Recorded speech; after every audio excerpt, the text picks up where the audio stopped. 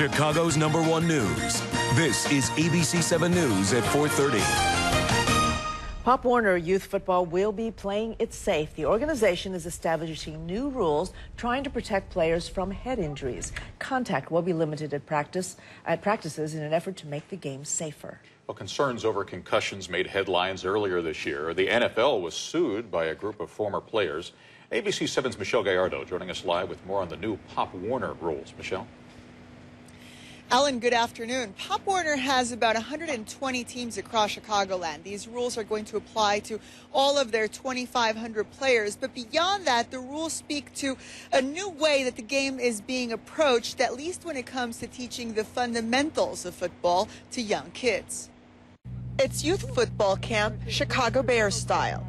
Always the inside foot. The ball's right there, you always have your inside foot on. Former Bears players will spend every day this week in Lincoln Park coaching over 100 kids ages 6 to 14 on the fundamentals of football. And it's all non-contact. We could get them kind of introduced into football, how they move their body to make a tackle instead of making a tackle without knowing how to tackle. It's part of a new trend in youth football to reduce the number of head injuries sustained by kids.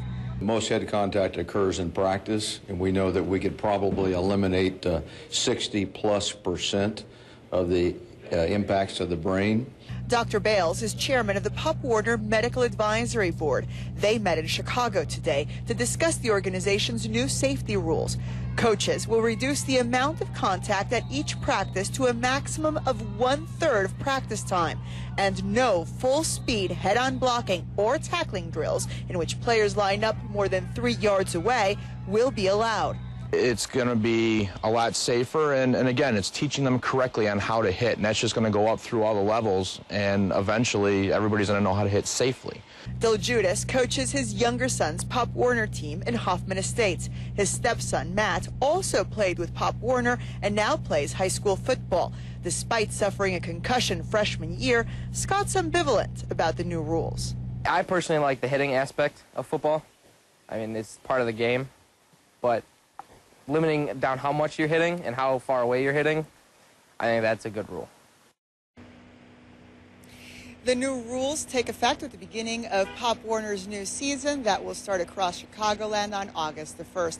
Live in Lincoln Park, I'm Michelle Gallardo, ABC 7 News. Alan, back to you. All right, Michelle.